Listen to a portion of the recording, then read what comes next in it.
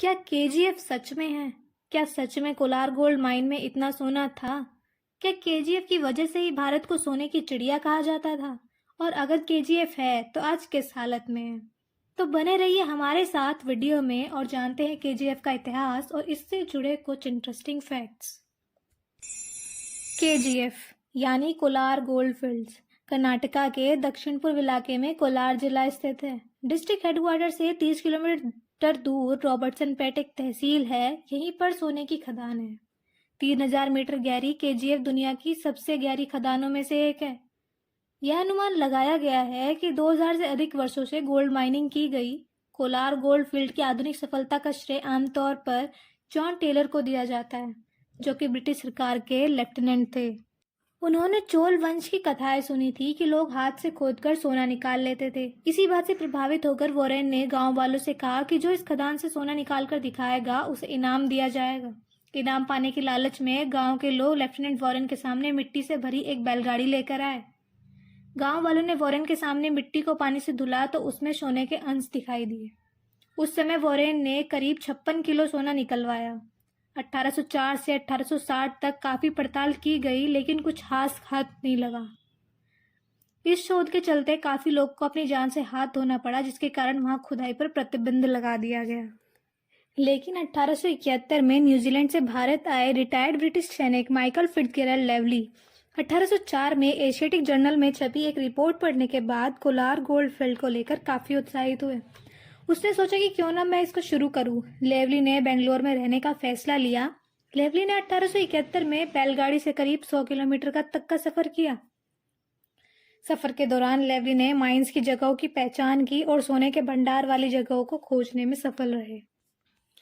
लेवली ने 2 साल खोज को पूरा करने के बाद 1873 में मैसूर के महाराज की सरकार से कोलार में माइनिंग करने का लाइसेंस मांगा।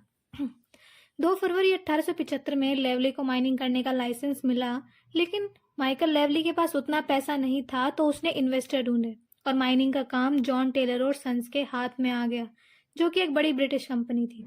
आखिरकार केजीएफ से सोना निकालने का काम शुरू हो ही गया। जॉन टेलर और सन्स ने 1880 में माइनिंग ऑपरेशन को टेक ओवर कर लिया। State of the art mining engineering machine लगाई। इनके द्वारा 1890 में लगाई मशीन 1990 तक चली, यानी 100 साल तक ऑपरेशनल थी। 1902 में केजीएफ भारत का 95% सोना निकालता था। 1905 में गोल्ड प्रोड्यूस करने में दुनिया में भारत 6ठे स्थान पर था। कोलार गोल्ड फील्ड से 1902 में भारत का 95% सोना निकलता था। माइनिंग इंजीनियरिंग मशीन से 121 साल में 900 टन सोना निकाला गया। लेकिन 1880 के दशक में माइनिंग ऑपरेशन बेहद कठिन था। पहले चुनिंदा जगहों पर ही लाइट हुआ करती थी, इसलिए कहीं लिफ्ट नहीं होती थी। माइंस में जाने के लिए शार्प हुआ करते थे, जिसमें लकड़ी की बिम से सपोर्ट किया जाता था। इसके बावजूद यहाँ पर कभी कभी हादसा हो जाता था। माना जाता है 120 साल के ऑपरेशन में 6000 लोगों की मौत हो गई। कोलार गोल्ड फील्ड में लाइट की कमी को पूरा करने के लिए कोलार से 130 किलोमीटर की दूरी पर कावेरी हाइड्रो पावर प्लांट बनाया गया। ये पावर प्लांट एशिया का दूसरा और भारत का पहला बिजली केंद्र था।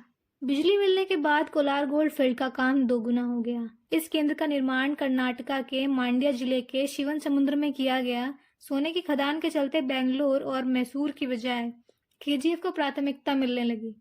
केजीएफ में ही सबसे पहले बिजली आई थी, जबकि उस समय सिर्फ जापान के टोक्यो में ही बिजली हुआ करती थी। केजीएफ से कभी इतना सोना निकलता था कि हमारे देश को इंपोर्ट करने की जरूरत ना के बराबर थी। केजीएफ जब से बंद हुआ तब से भारत पर इंपोर्ट करने का बोझ बढ़ता ही जा रहा है। जो सुरंगें सोना निकालने के लिए खोदी गई थी, उनमें अब पानी भर चुका है।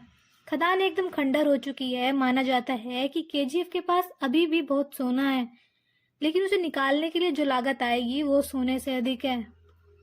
2001 में बंद होने के बाद 15 साल तक केजीएफ ठप पड़ा रहा। साल 2016 में मोदी सरकार ने केजीएफ में फिर से काम शुरू करने का संकेत दिया। साल 2016 में केजीएफ की नीलामी की, लेकिन फिलहाल केजीएफ को लेकर सारे संकेत ठंडे पड़े हैं। नीलामी का क्या हुआ है, इसका अभी कुछ पता नहीं है। चीन के बाद सोने की खपत में भारत दूसरे नंबर पर है। कोलार में आज भी काफी सोना बचा हुआ है। केजीएफ का खुलना इसलिए भी अहम होगा कि जिस तरह सोने की मांग बढ़ रही है, उसे वहां से पूरा किया जा सकता है। इससे देश पर पड़ रहा बोझ भी थोड़ा कम होगा। रत्न एवं आभूषण निर्यात संवर्धन परिषद के अनुसार भारत ने 2021 में 1067.72 टन सोना इंपोर्ट किया। सोने के इंपोर्ट की वजह से भारत की जेब पर बोझ पड़ता है। ऐसे में अगर कोलार खदान फिर से खुल गई तो कुछ बोझ हल्का हो सकता है। अब जानते हैं कोलार को मिनी इंग्लैंड क्यों कहा जाता था। कोलार में सोने की खुदाई शुरू होने के बाद यहाँ की सूरत बदल गई। माइनिंग के साथ साथ यहाँ डेवलपमेंट भी आया। यहाँ पर ब्रिटिश इंजीनियरों, अधिकारियों और दुनिया भर के अन्य लोगों के लिए बंगले, हॉस्पिटल, गोल्फ कोर्स और क्लब बनाए गए। जहाँ काफ़ी ठंड थी और वहाँ पर लोग ब्रिटिश अंदाज में घर बनाने लगे। इस निर्माण से केजीएफ मिनी इंग्लैंड जैसा लगने लगा और ब्रिटिश बंगले आज भी सही सलामत वहाँ मौजूद है।